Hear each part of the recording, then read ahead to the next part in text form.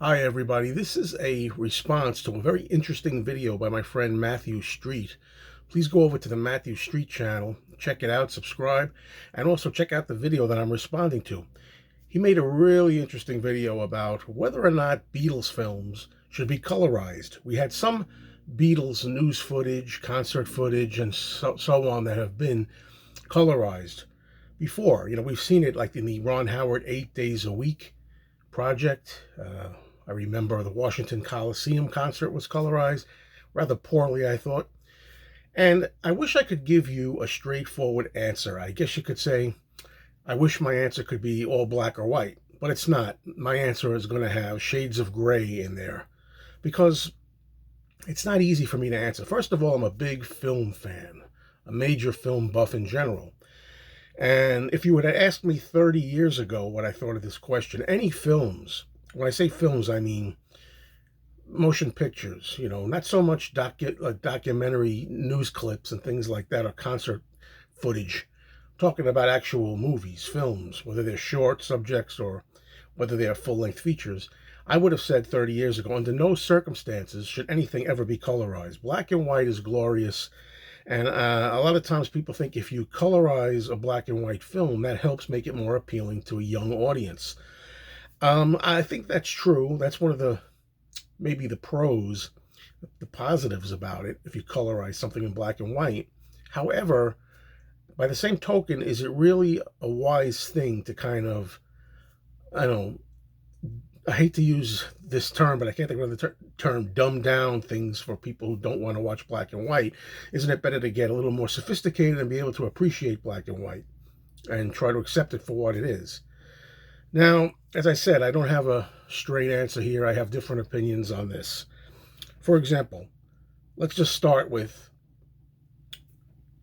I don't know, the Beatles. We'll start with the Beatles, A Hard Day's Night. Now, this is the classic 1964 documentary style film of the Beatles, and it really captures a moment in time. And I think that A Hard Day's Night works wonderfully in black and white. Just look at that photo. That's the classic Beatles from Liverpool. Liverpool, we know that England can be gray a lot of times and cloudy. The black and white kind of fits the Liverpudlian feel of this, I think. And it is a documentary type of film capturing a point in time in 1964 when the Beatles were really very popular and they had so many fans and the Beatlemania was taking over. It kind of nails it. And it captures a moment in time that's special and as such shouldn't be tampered with. I really feel like A Hard Day's Night for me works really well in black and white. Now, having said that, here's where I've changed. I said 30 years ago there was no way I would ever accept colorization. Well, they've gotten a little better with colorization. And if they could get this Hard Day's Night to look really authentic, not like it was colored in with Crayola crayons, not that it was just touched up, obviously, as some of the footage was. The Washington Coliseum and clips that I saw in the 8 Days a Week film, a lot of them were poor, to be honest with you. You could tell they weren't really in color. They just tried to make them look color. But they've made some big strides, and I'll get to that in a minute. And if they could make A Hard Day's Night in color look like it's real color, you can't decipher any tampering. It looks like that's the way it was shot.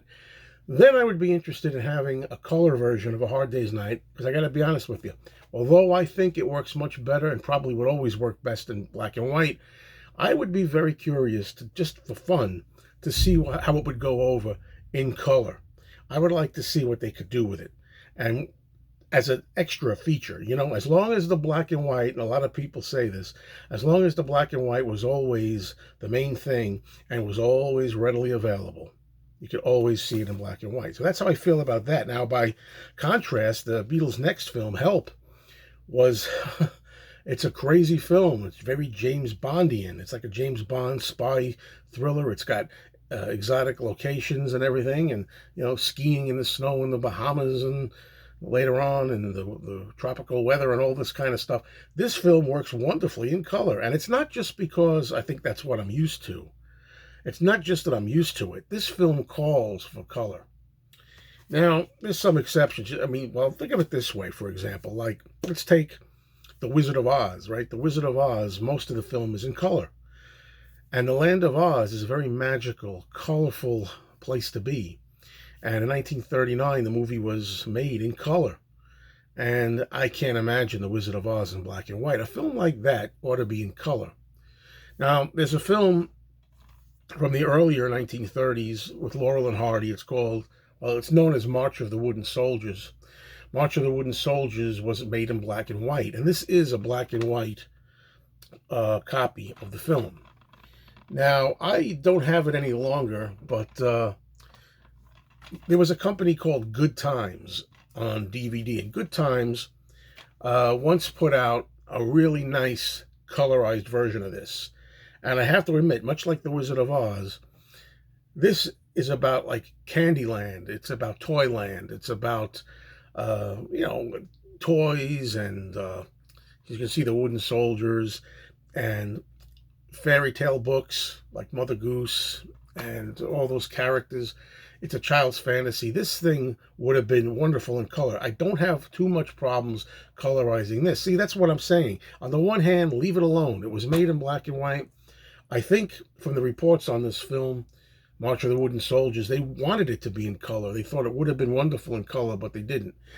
A lot of people kind of rationalize that too. A lot of people in comments often say, well, if it was intended that they really wanted to do it in color, but they didn't have the money or the means, and the budget didn't allow for it, but they really wanted it to be in color, then by all means, colorize it today.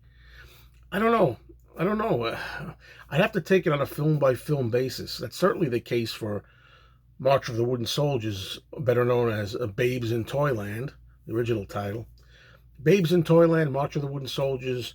If that was the original desire, maybe that one I could make an exception to. I don't know.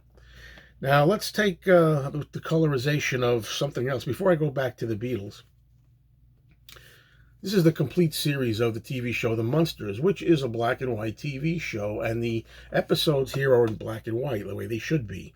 Now, these should stay in black and white, I think, because it pays homage to the original Universal horror characters, Dracula, Frankenstein's monster, and so on, and they were originally made and presented in black and white, the Universal classics.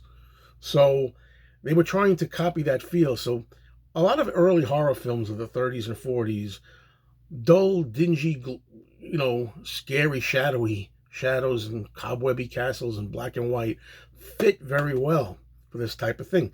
But the reason I'm going to show you this is they actually have a bonus feature here where they have one episode that's colorized called Family Portrait. And you can see that. I think if you look it up on YouTube, you can look at how great it is. They did a colorization of one episode, Family Portrait, and it looks incredible. That's what I mean when I'm talking about colorization that looks really, really authentic. It looks fantastic. It looks great. It's in bright, colorful colors. It's terrific. They did a fantastic job. I would never know that it was colorized. The same thing happened with the TV series I Dream of Jeannie, the first season, and Bewitched. They colorized that, and I had looks at I Dream of Jeannie and Bewitched, and even though I knew they were in black and white originally, the first season or so, it looked really good in color. They really nailed it, and that was a long time ago. That's got to be 15 or more years ago now that was. So there you go. Let's go back to the Beatles for a minute. This is the first U.S. visit. The film that was known as What's Happening in the U.S., I believe originally, and it's in black and white. But again, this is a documentary. It captures a period of 1964, which is like almost 60 years ago. And it's almost like a lot of times when you're watching old footage, you want to be transported back in time, and the memories are kind of like black and white. Black and white kind of make old memories seem like a time that has passed, yesteryear. It's not today. So I can really understand that and really feel it. I wouldn't want the Beatles' first U.S. visit to be colorized. This is all a matter of personal subjective choice and all aesthetics and how you feel about it. But that's how I feel about it. So in this video, I haven't really said anything really, except just to summarize it. I try to look at the shades of gray. Not everything is always all one color or the other. There's shades of gray in there. Basically, as a purist, I don't like them colorizing films. But over the decades, as I'm getting older, I feel, you know what? As long as you're going to preserve the originals and don't let them fade away and don't keep them out of the public eye, keep them on the market, keep them streaming, keep them on physical media, then if you want as an alternate to say, gee, I wonder what, to take a black and white film like Citizen Kane, for example, a classic, right? Citizen Kane, I wonder what Citizen Kane would look like in color. Let me try it out. But you can always go back to black and white. Okay. That's pretty much how I feel about it. And in the case of the Beatles, it's hit and miss. A Hard Day's Night, I think, it should stay in black and white, but if it's in color, I'll give it a look. I'm curious. But it's interesting. I don't think any of these movies would necessarily be improved in color. I don't think A Hard Day's Night would be improved. I don't think Citizen Kane would be improved. I think black and white suits A Hard Day's Night and Citizen Kane just fine. So there were two examples for you. All right. Thanks everybody for watching. Talk soon.